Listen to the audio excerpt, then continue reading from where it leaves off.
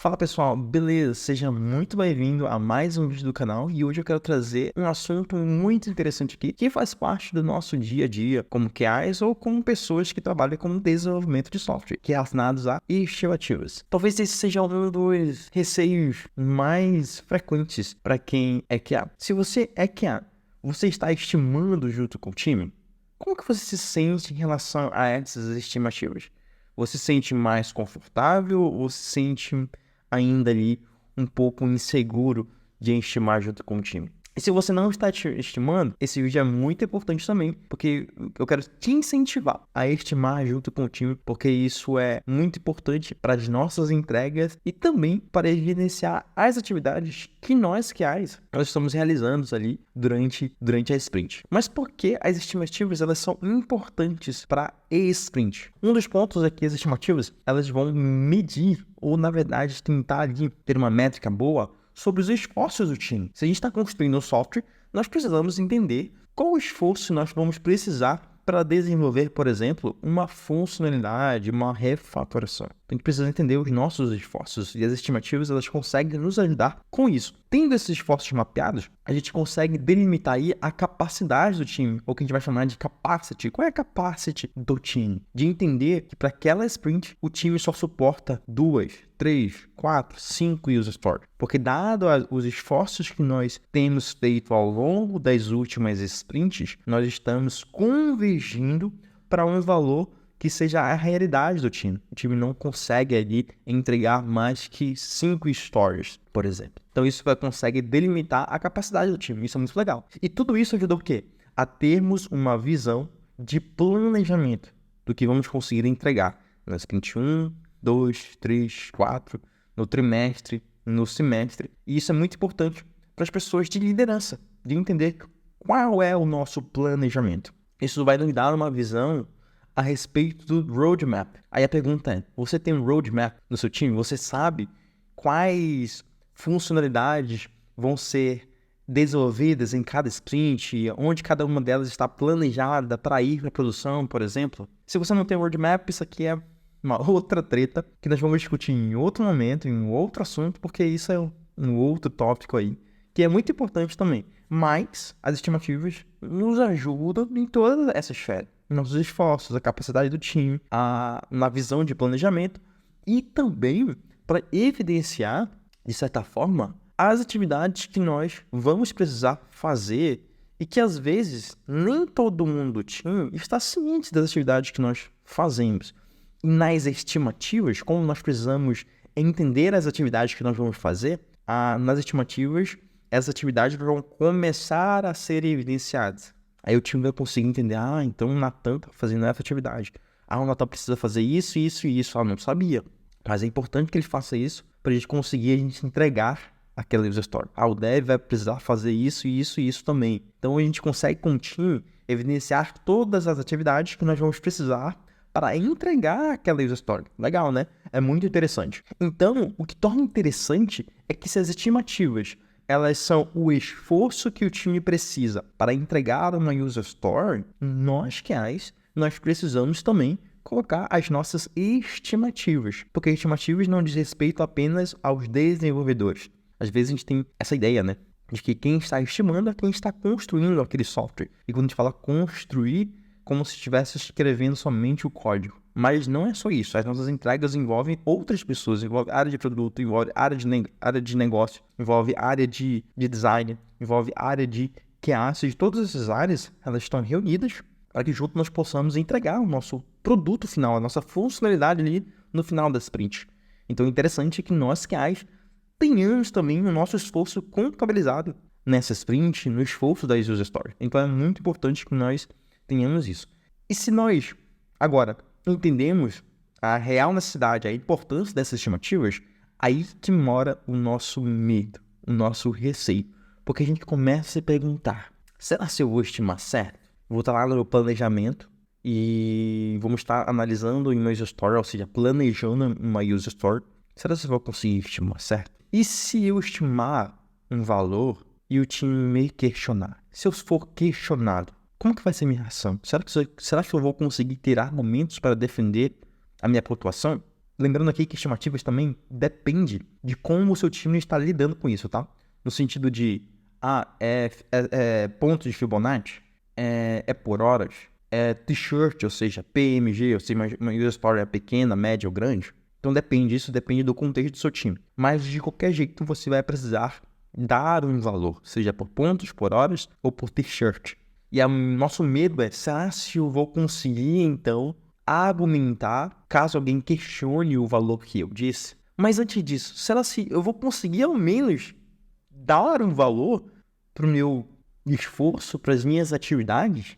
Esses medos começam a nos rondar quando nós começamos a interagir mais com o time e estamos mais agora inseridos no contexto de estimativas, ou seja, estamos junto com o time construindo o nosso produto e agora eu preciso colocar o meu esforço também.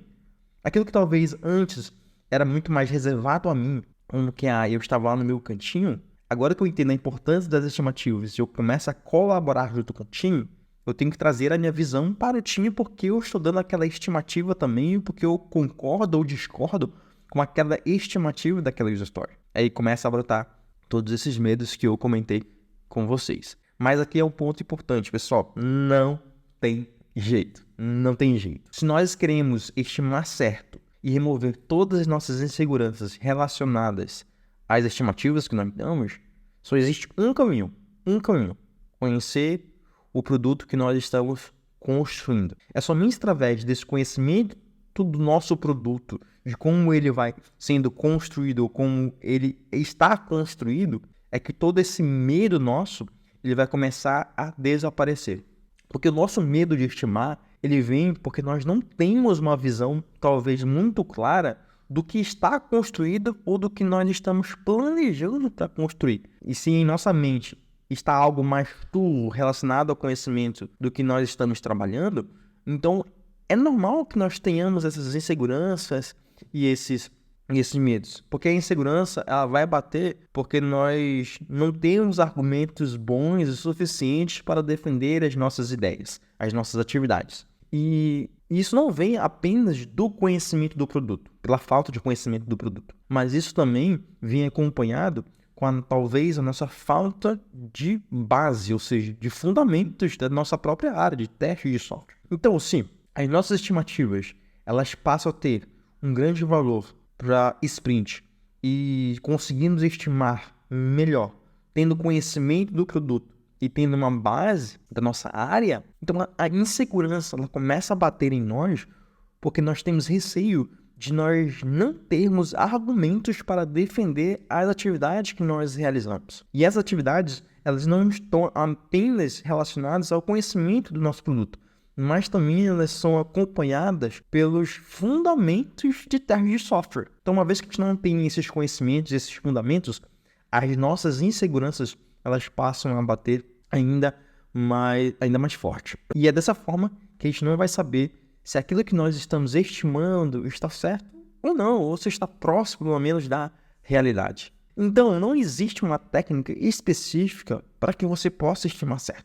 E você agora, a partir dessa técnica, amanhã você já começa a estimar certo aplicando essa técnica. Não existe, porque existem variáveis aí que são subjetivas, que elas vão interferir justamente na nossa estimativa. E o que eu vou te ensinar aqui hoje não são técnicas, mas são princípios. Se você seguir esses princípios, você vai conseguir cada vez mais melhorar as suas estimativas. E não só isso, você vai melhorar a sua atitude, a sua produtividade, o seu mindset, a sua carreira como um todo, porque ela serve para tudo aquilo que você for fazer como QA. E as estimativas elas vão ser uma consequência das suas atividades.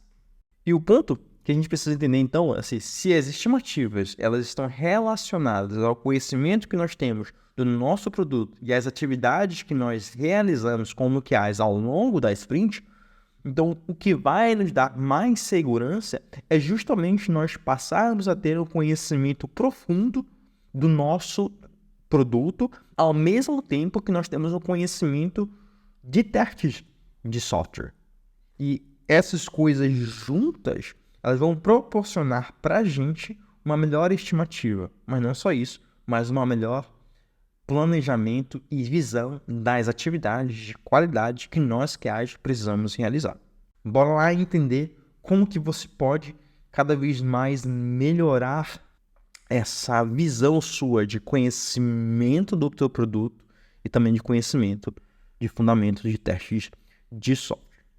Antes de qualquer coisa, se nós estamos QAs, se nós somos pessoas de qualidade e se nós estamos aqui para ajudar o time a entregar um software com boa qualidade, a primeira coisa que nós precisamos ter em mente é que se nós queremos testar o nosso software, se nós queremos garantir a qualidade, nós precisamos conhecer o nosso produto.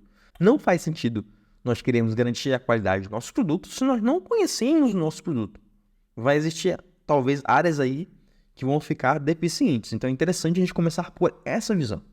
Então se a gente quer estimar certo, ou até mesmo se a gente quer ser melhores que a gente precisa conhecer de fato o nosso produto. E aqui entra o conhecimento de negócio, tá bom? Deixa eu dar um exemplo para vocês. Vamos pensar, então, que a gente está aqui no nosso projeto, a gente tem aqui o nosso processo de desenvolvimento, tem uma user store que está aqui na coluna de backlog, ela passa por refinamentos, nesses refinamentos a gente vai questionar o produto, entender as regras de negócio, até então que ela está pronta para entrar para uma sprint. E aqui que vai entrar o nosso planejamento. Será que nós vamos conseguir realizar toda essa user story ou não? É nesse ponto aqui que nós precisamos já ter um entendimento das regras de negócio. Se nós passamos por um refinamento de negócio e até mesmo um refinamento técnico e essa user story ela chegou para que nós possamos desenvolver na nossa sprint, isso significa que o nosso conhecimento de negócio, primeiramente, deve estar muito claro para a gente. E aqui a gente começa a pensar em algumas perguntas que a gente pode fazer para essa user story. Por exemplo, o que essa user story ela está propondo? Qual é o objetivo dessa user story? O que essa user story ela está mudando? Porque pode ser algo que já exista e essa user story está modificando. O que ela está mudando? E se ela está mudando, o que essa mudança impacta já no que já existe?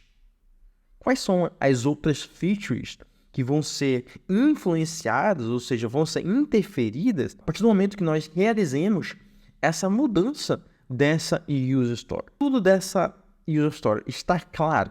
As regras do negócio, os critérios de aceite.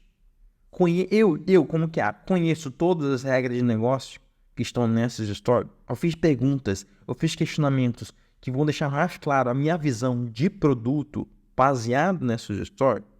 Ou tem alguma dúvida ainda que não está claro, não está escrito na user story. Então eu preciso sanar essa dúvida. Percebe? Então, nesse ponto, a gente não precisa ter dúvidas nenhuma relacionadas ao negócio. É claro que vão haver dúvidas que o PO vai ter que ir atrás e que nesse momento nós não podemos ter. Mas o importante é que nós questionamos a área de produto, a área de negócio, para aquela dúvida que nós temos. Então a gente precisa ter uma visão clara, seja da coerência interna da user story, ou seja, tudo que a user story está propondo de mudança, de novo, de implementações, de regras de negócio, critérios de aceite, assim como também uma visão clara de forma externa.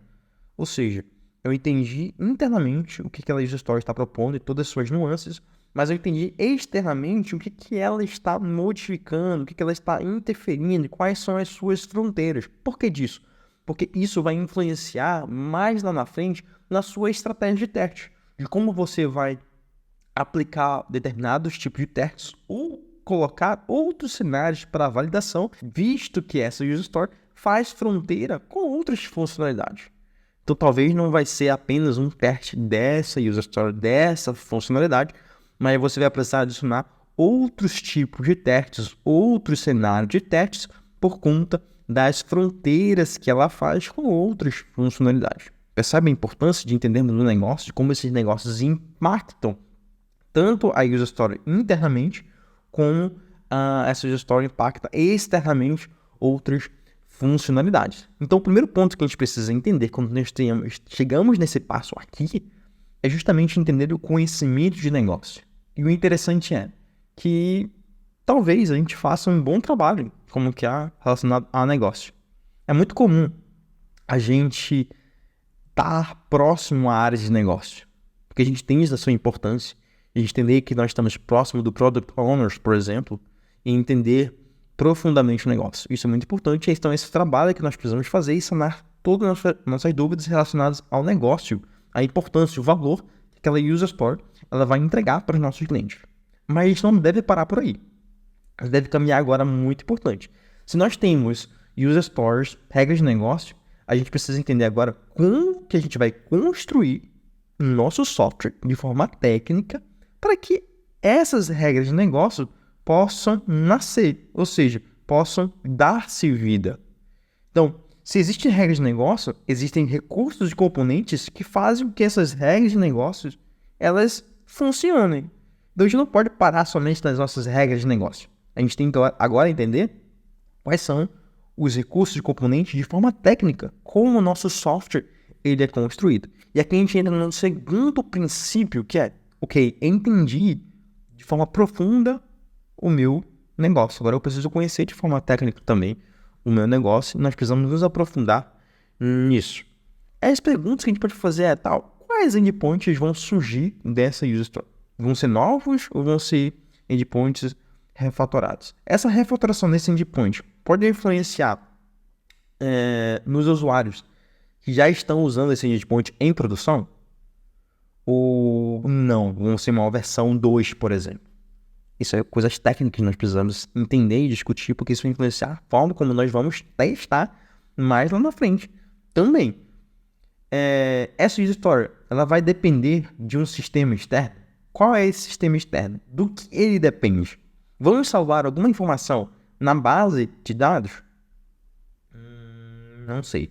O que a gente pode fazer para ficar mais claro, e eu gosto bastante dessa ideia, é a gente começar a desenhar aqui o que eu acredito que seja a melhor forma de a gente ver essas nuances de como as coisas elas estão nascendo para a gente. Pensa assim comigo, que você vai ter uma user story, seja num website, ou seja num fone.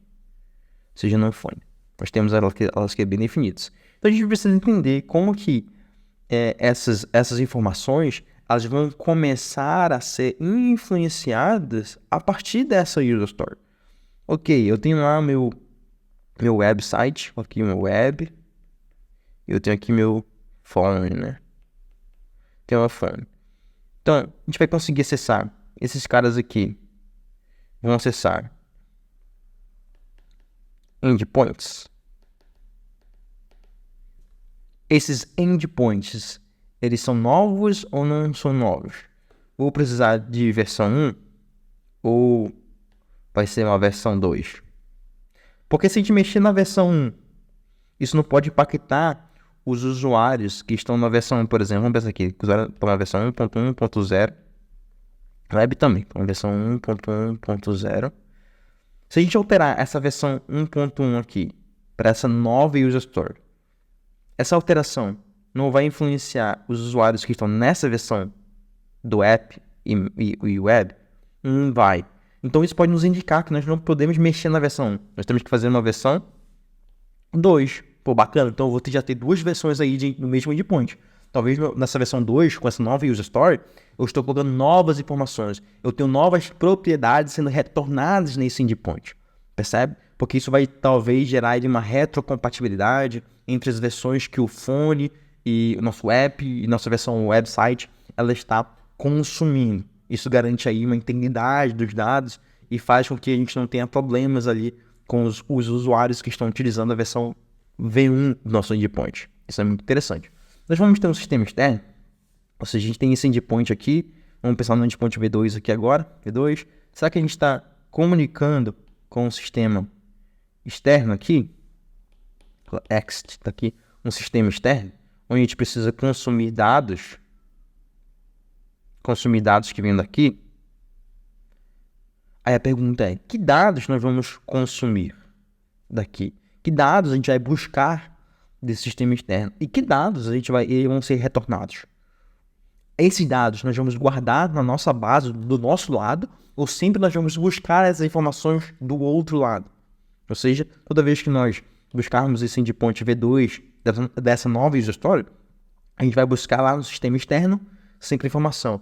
Ou a gente busca apenas uma vez essa informação, né? A gente busca uma vez essa informação e guarda depois na nossa base de dados. Guarda na base de dados. Como que vai ser? É importante também essas informações. Ok, essas informações a gente vai usar um sistema externo, mas do mesmo jeito a gente vai precisar guardar numa base de dados essas informações. Ok, aí a pergunta é, que dados ou que propriedades nós vamos guardar do nosso lado? A gente vai reutilizar uma base que já existe, um campo, uma collection que já existe ou não? Que banco de dados vamos utilizar? Vai ser relacional ou não relacional? Isso é importante também para a hora que nós formos testar o nosso software. Pô, bacana. A gente vai comunicar com outros serviços internos nosso também. A gente tem esse endpoint, mas a gente tem aqui outros serviços aqui embaixo. Vou colocar uma outra cor. A gente tem outros serviços que esse endpoint aqui se comunica. Só que esses serviços aqui são internos nossos. Como vai ser essa comunicação? Vai ser HTTP? Vai ser gRPC?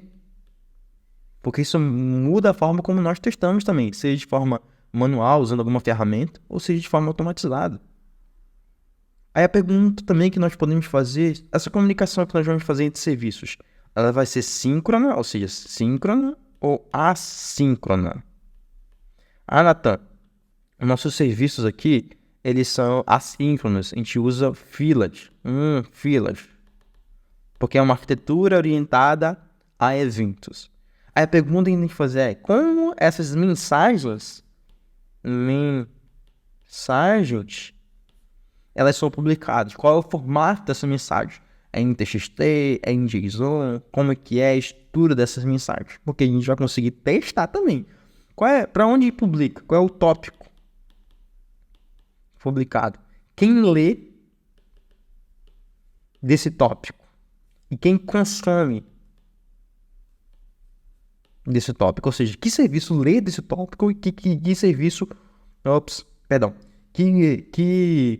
Que serviço produz desse tópico, produz para esse tópico e que serviço consome desse tópico. Que é importante também essa informação. Aí a pergunta mais técnica que nós podemos fazer é, ok, vamos desenvolver tudo isso aqui, existem todas essas nuances. Tá, se a gente for pensar no nosso smartphone, nosso tablet, que devices nós vamos suportar? E as versões desses devices? Web, que browsers nós vamos suportar? Quais são as versões desses browsers que nós vamos suportar? E aí, gente, aqui vai uma enxurrada de coisas que nós podemos perguntar, que nós podemos questionar, que nós podemos aprender para nós entendermos como o nosso produto ele funciona no final das contas. E agora, nesse momento que a gente destrinchou, né, essas partes mais de conhecimento de negócios, conhecimento de mais técnico, a gente conhece o nosso produto, a gente precisa agora ter os fundamentos para aplicar justamente todo esse conhecimento. Uma vez que eu conheço tudo, agora eu sei que atividades eu posso fazer, eu posso realizar dentro do meu processo, dentro da minha estratégia de qualidade, no meu processo de qualidade, aplicar as atividades que eu tenho que fazer. O que isso quer dizer? Se eu conheço o meu produto, agora eu posso pensar, cara, eu tenho que escrever os meus cenários de testes. Eu tenho que levar em consideração essas regras de negócios que eu entendi e toda essa arquitetura de como ele vai ser construído para eu conseguir ter bons cenários de testes. A gente precisa entender agora, ok, vou ter testes da funcionalidade da user story, mas não só isso. Como ela faz a interseção com outras funcionalidades, eu tenho que ter testes também que possam me auxiliar nessas fronteiras, nessas bordas, e que vão me auxiliar aí nos meus testes de silent ou nos testes de regressão. Eu tenho que separar os devices que eu vou conseguir testar nessa user story. Ao mesmo tempo, eu tenho que entender quais são os browsers que eu tenho que testar e as suas versões. Eu tenho todos os devices? Não. Eu preciso, então, conversar com minha liderança para comprar esse device, ou nós vamos usar um device farm, por exemplo, um browser stack, nós podemos utilizar ali os devices. Então, são perguntas importantes. Esses endpoints, eu vou precisar realizar testes para esses endpoints. Mas alguns são HTTP, são REST, mas outros são gRPC. Então, são jeitos e formas diferentes de eu conseguir testar esses endpoints. Mas eu tenho um fila, ou seja, eu tenho um processo assíncrono. Então, é outro jeito de conseguir testar essa user story também. Depende de um sistema externo. Como que eu vou conseguir fornecer ou ter os dados dos meus cenários de testes desse sistema externo? Porque eu separei aqui nos cenários de caminho feliz, nos cenários alternativos, de falha. Será que esse sistema externo vai me prover essa massa de dados para eu conseguir testar esses cenários também? É um ponto importante, porque sempre integrações envolvem riscos, tá? Quando a gente vai para a produção. Então é importante a gente entender como a gente se comunica, como a gente consegue gerenciar a massa de dados com esse sistema externo que nós estamos trabalhando, por exemplo, aqui, esse sistema externo aqui. Quais são esses dados aqui? Como que eles conseguem nos prover essas informações? Legal? Então, dessa forma, a gente consegue entender que nós vamos precisar fazer teste de regressão, teste de SAM, teste da própria funcionalidade, o mais breve possível. A gente pode entender, vamos precisar fazer um teste de performance, porque essa funcionalidade é muito importante. A gente precisa garantir que os nossos clientes vão conseguir ter acesso ali a todo momento a essas informações ou essa funcionalidade que nós estamos propondo. Talvez como mexe dados do cliente, nós possamos fazer um teste aqui de segurança, criptografia. Então é importante colocar testes de segurança. Mas, por outro lado, a gente vai ter devices, browsers diferentes, precisamos fazer um teste de compatibilidade. Quais são os devices que os nossos clientes mais usam? Por exemplo, seja browsers, seja devices físicos, meus smartphones. Vamos começar por eles? Qual é o range de devices, resoluções, versões nós vamos utilizar? Então é importante. E dessa forma, a gente vai destrinchando, pessoal, as nossas informações que nós precisamos ter para construir a nossa visão de negócio do produto, visão técnica, fundamentos, e nós vamos ter uma visão mais ampla do que nós precisamos construir e testar daquela user story. Então, o nosso conhecimento, seja de negócio, seja técnico, juntamente com o nosso fundamento em teste, vai nos ajudar a levantar todas as atividades importantes que nós precisamos fazer para validar aquela user story, para ajudar o time a entregar aquela user story com qualidade. É desse jeito que nós melhoramos as nossas estimativas e com o tempo nós vamos tirando as nossas inseguranças, os nossos argumentos vão ser cada vez melhores e nosso medo, nosso receio, ele vai desaparecer. Então, os nossos maiores medos, eles acontecem, gente, quando nós não conhecemos, ou seja, é falta de conhecimento nosso. Quando nós não conhecemos algo, nós temos medo mesmo, de fato. Então, à medida que nós passamos a conhecer, esses medos eles vão sumindo, eles vão desaparecendo. E quando nós não temos conhecimento daquilo que nós estamos manuseando, as nossas estimativas não vão ser próximas da realidade, ou a gente vai ter esses receios de não termos argumento para defender as nossas atividades. Então o princípio é esse, não existe uma técnica específica, existem os princípios que você pode seguir. E o princípio que eu queria te passar hoje é esse, é o conhecimento daquilo que você está trabalhando. Isso não vai servir apenas para as suas estimativas, mas vai servir para toda a sua carreira como que não existe um atalho, não existe algo rápido que faça você melhorar nisso. O princípio é a gente conseguir se debruçar no conhecimento do nosso produto, naquilo que nós estamos construindo, a fim de que a gente ganhe mais conhecimento também em nossos fundamentos. Então, se a gente quer estimar cada vez mais certo, e não termos medo, nós precisamos conhecer bem as nossas regras de negócio. Nós precisamos conhecer bem tecnicamente o nosso produto e termos fundamento dos nossos testes. Essas três coisas juntas vão te ajudar a estimar mais certo e você vai ter mais segurança naquilo que você está propondo e você vai ter mais argumentos. Então essas perguntas que eu acabei de fazer aqui hoje para vocês, elas podem te auxiliar aí a seguir esse princípio e a entender como que você pode estimar ou conhecer mais o seu produto, negócio, técnico e bons fundamentos. Esse triângulo, essa tríplice vai te ajudar cada vez mais. Faz sentido para você a visão? Se faz sentido, Não esquece de deixar o seu like, não esquece de se inscrever no canal para não perder mais novidades que eu quero trazer para você, para a gente possa se ajudar, insights que possam te ajudar nessa jornada como QA, insights que são importantes para a sua carreira como QA.